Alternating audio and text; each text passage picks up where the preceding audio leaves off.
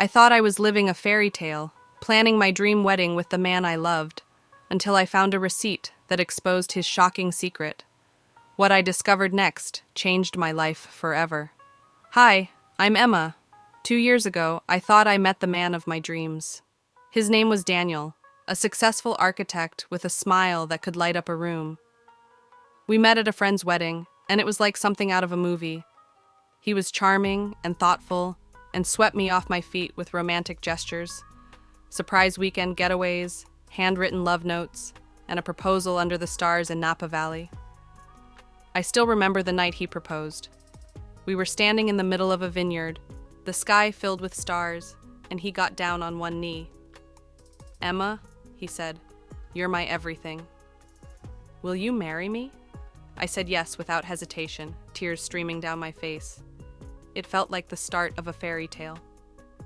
We were planning our dream wedding, a romantic vineyard ceremony with soft pastel colors, twinkling fairy lights, and a dress that made me feel like a princess. Every detail was perfect: the flowers, the music, the guest list. I couldn't wait to marry the man I loved. But then, one evening, everything changed. Daniel was out for a work meeting, and I was tidying up our apartment. As I hung up his jacket, a small receipt fell out of the pocket. It was for a child's birthday party at a toy store in a city 2 hours away. At first, I brushed it off.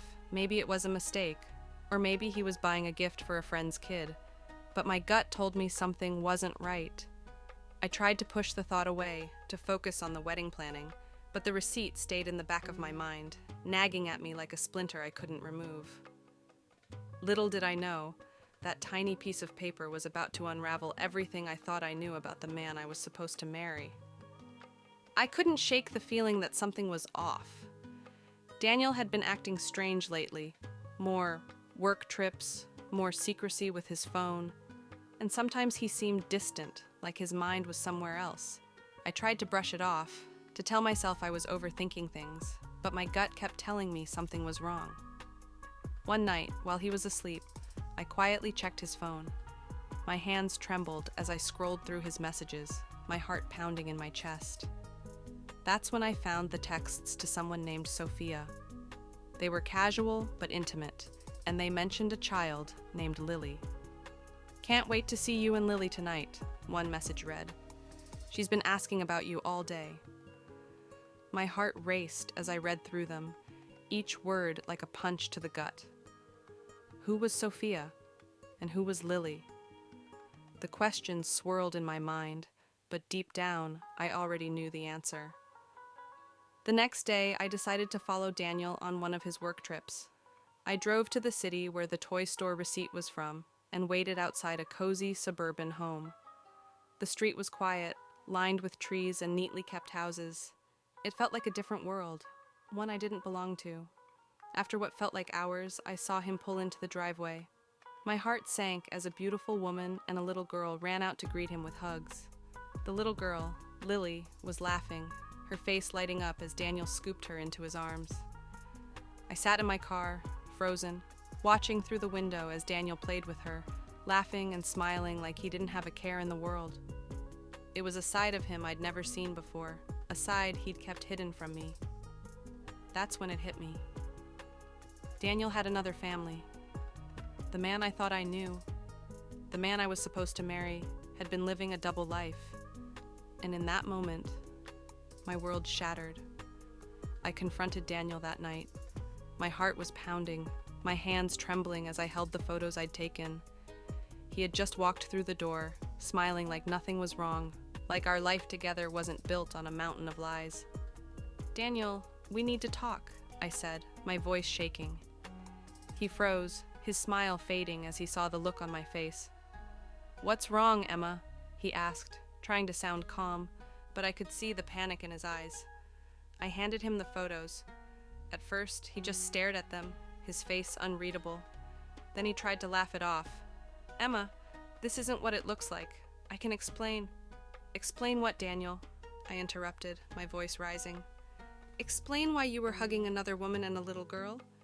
Explain why you've been lying to me about where you've been going." He tried to deny it, to make excuses, but I wasn't having it. I showed him the messages I'd found on his phone, the ones to Sophia. That's when he broke down. Okay, he said, his voice cracking. Sophia is my wife. Lily is our daughter.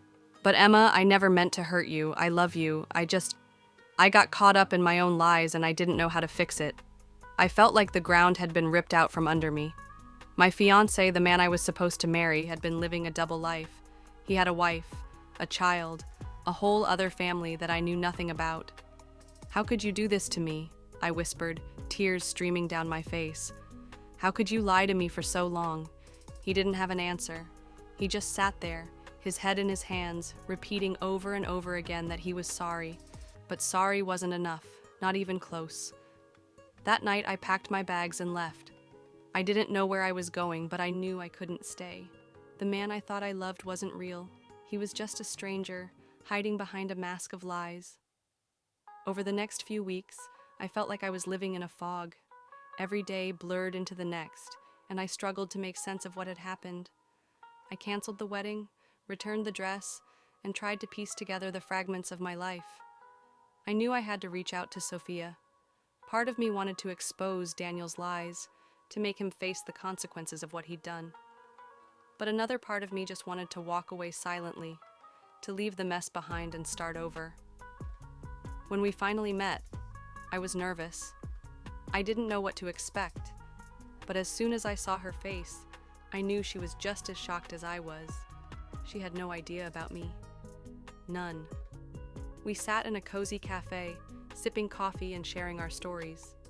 Sophia told me that Daniel had told her he was divorced, that he'd painted himself as a single father doing his best to raise Lily on his own. Hearing her side of the story made me realize just how deep his lies went. It wasn't just me he'd betrayed, it was her too. We bonded over our shared pain, and for the first time in weeks, I didn't feel so alone. Sophia and I became unlikely allies, two women caught in the same web of lies. But as much as it helped to talk to her, I knew I had to focus on myself. Slowly, I started to rebuild my life. I threw myself into my work as a wedding planner, taking on a high-profile wedding that became the talk of the town. It felt good to lose myself in something I loved, to create beautiful moments for other people even when my own life felt so messy. I reconnected with old friends, people I'd drifted away from during my relationship with Daniel. They reminded me of who I was before him, of the strong, independent woman I used to be. I took up new hobbies too, painting, yoga, and even a cooking class, anything to keep my mind busy and my heart healing. And then, one day, I started a blog. I called it Love, Lies, and Letting Go. It was my way of processing everything that had happened, of turning my pain into something meaningful. I wrote about self-love, about healing after betrayal, about realizing that I deserved better. It wasn't easy. There were days when the weight of it all felt unbearable, when I wondered if I'd ever truly move on. But slowly, I began to see the light again. I realized that I deserved someone who would love me honestly and completely, not someone who would hide a secret family from me. And as I stood on the beach that day, watching the sunset, I felt a sense of peace. The waves crashed gently against the shore, and the sky was painted in vibrant hues of orange and pink. It was a new beginning, and for the first time in a long time, I was ready for whatever came next. Today, I'm in a better place. I'm stronger, wiser, and more confident than ever.